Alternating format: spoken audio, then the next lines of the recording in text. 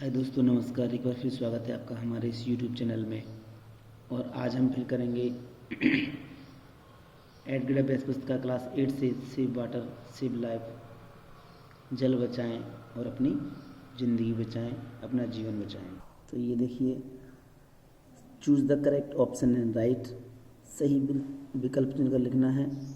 Question number first, the meaning of conservation is to waste, to save, to pollute, to cut. इसका question number first का हिंदी अर्थ है कि संरक्षण का अर्थ क्या है। टू वेस्ट बर्बाद करना, टू सेव बचाना, टू पॉल्यूट प्रदूषित करना, या टू कट या काटना। तो इसका सही आंसर हो जाएगा टू सेव बचाना। Question number second, is use to generate electricity in hydro electronic power station. इसका हिंदी अर्थ ये है कि इसका उपयोग जल विद्युत संयंत्रों में बिजली उत्पन्न करने के लिए किया जाता है। नंबर फर्स्ट, एयर वायु, सोलर एनर्जी सौर ऊर्जा, वाटर पानी, सोइल या मिट्टी। तो इसका आंसर हो जाएगा वाटर पानी। Question number third, if your area often face drought which program you should start to solve the problem. यदि आपका क्षेत्र अक्सर सूखे का सामना करता है तो समस्या को हल करने के लिए आपको कौन सा कार्यक्रम शुरू करना चाहिए। तो सॉइल कंजर्वेशन, मृदा संरक्षण, वाटर कंजर्वेशन, जल संरक्षण, डिफॉरेस्टेशन वनों की कटाई, या प्रमोट इरिगेशन सिंचाई को बढ़ावा देना। तो इसका सही आंसर हो जाएगा वाटर कंजर्वेशन, मतलब जल संरक्षण करना चाहिए। क्वेश्चन नंबर 4 है, the simple past form of result is. Result का जो सरल भूतकाल रूप है वो हो जाएगा रिजल्टेड। इसका सही आंसर है question number 5, a dot dot is the artificial man made unit to save the water. तो इसका हिंदी अर्थ है पानी बचाने के लिए कृत्रिम मानव निर्मित इकाई क्या है। तो आंसर हो जाएगा डैम, क्योंकि रिवर, सी, ये सारी चीज़ें प्लेट, ये सारी चीज़ें मैन मेड नहीं हैं, मानव द्वारा निर्मित नहीं हैं। हेलो बच्चों, अब हम फिल करेंगे फिल इन द ब्लैंक्स, रिक्त स्थानों की पूर्ति करना है। तो नंबर 6 पे, the farmers will store water in their field by building, या मेड या बांध लिखा हुआ है। तो इसका हिंदी अर्थ है किसान अपने खेतों में जल संचयन के लिए किसका उपयोग करेंगे। तो मेड या बांध का उपयोग करेंगे। We all should have dot in the rivers, ponds and Wales.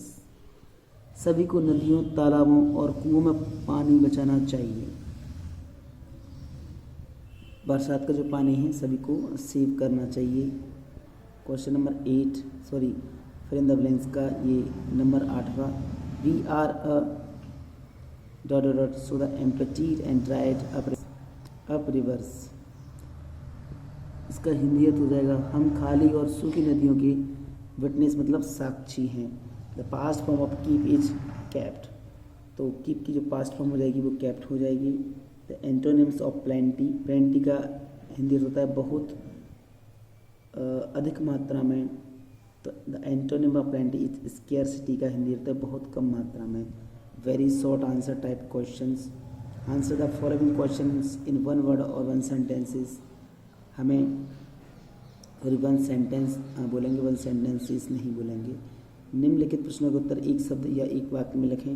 तो right any 2 sources of water, पानी के कोई 2 स्रोत लिखना है। तो हमने लिख दिया रिवर एंड लेक, नदी और झील। Question number 12, What is the result of ruthless cutting of trees and destruction of forests? Question number 12 कह रहा है कि पेड़ों की निर्मम कटाई और वनों के विनाश का परिणाम क्या है। तो ruthless cutting of trees and destruction of forest have resulted in scanty rainfall. पेड़ों की निर्मम कटाई और वनों के विनाश के परिणाम स्वरूप अल्प वर्षा हुई है। इसका यह परिणाम है कि बहुत कम मात्रा में बारिश हुई है। Change the following sentence into simple past tense. हमें इस वाक्य को सिंपल पास्ट में बदलना है। नेहा लिव्स इन भोपाल, ये प्रेजेंट इंडेफिनिट का अफर्मेटिव है, इसका हिंदी अर्थ होता है कि नेहा भोपाल में रहती है। हमें इसी वर्ब को पास्ट में बनाना है, तो नेहा लिव्ड इन भोपाल, इसका हिंदी अर्थ हो जाएगा कि नेहा भोपाल में रहती थी। क्वेश्चन नंबर आ गया 14, राइट वन वर्ड फॉर। हमें एक शब्द लिखना है, a big wall across the river. नदी के पार एक बड़ी दीवार एक बांध कहलाती है। अब देखेंगे हम short answer type questions. Answer the following questions in 1 और 2 सेंटेंसेस। निम्नलिखित वाक्यों के उत्तर 1 या 2 वाक्यों में लिखें।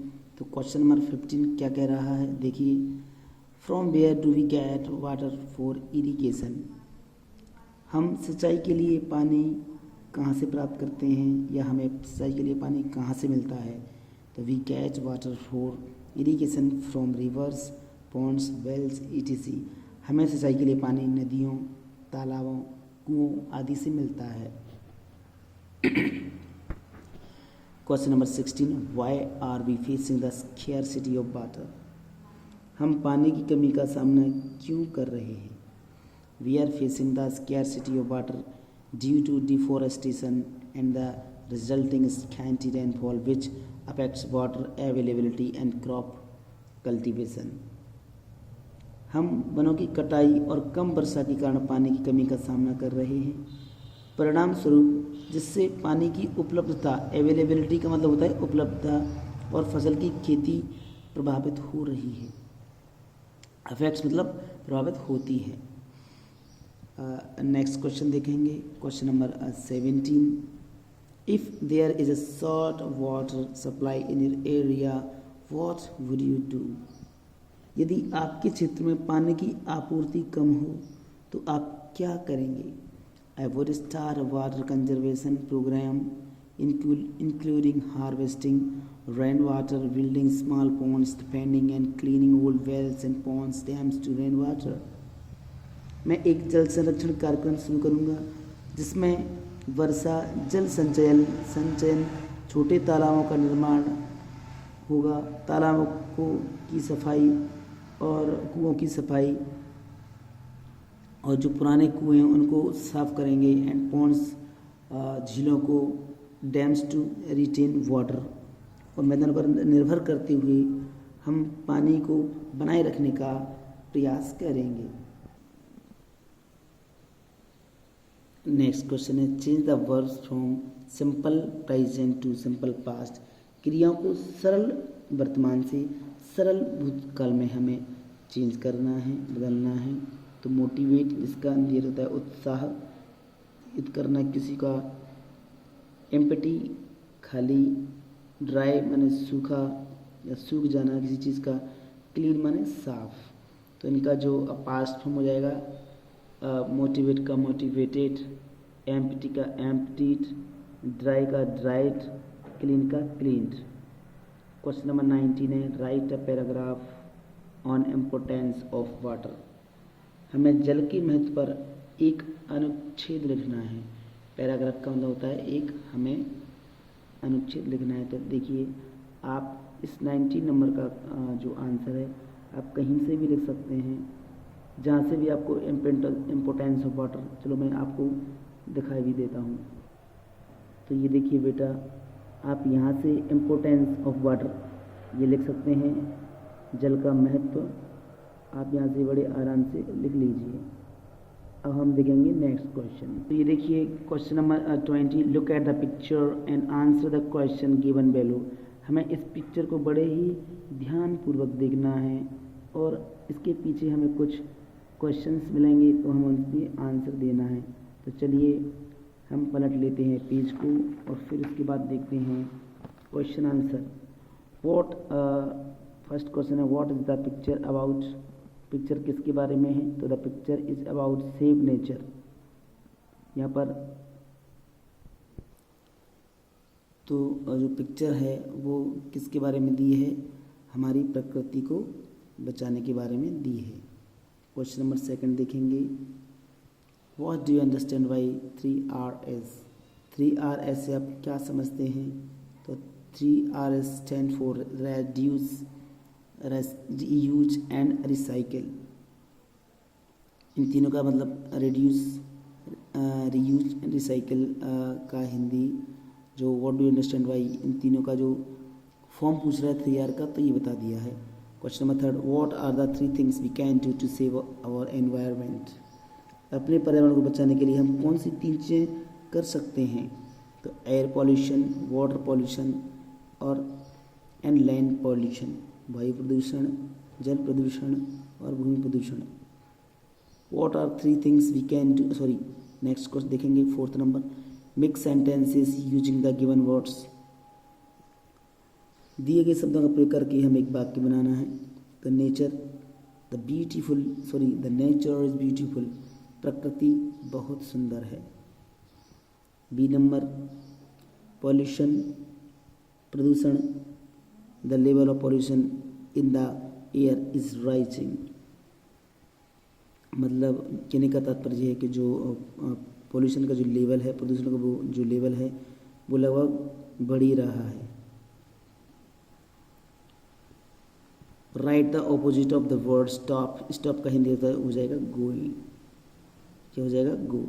अगर आपको यह वीडियो पसंद आई हो तो आप हमारे YouTube चैनल को अधिक से अधिक लाइक करें, सब्सक्राइब करें और हमारे YouTube को अपने दोस्तों में, अपने मित्रों में शेयर करें। Thank you very much.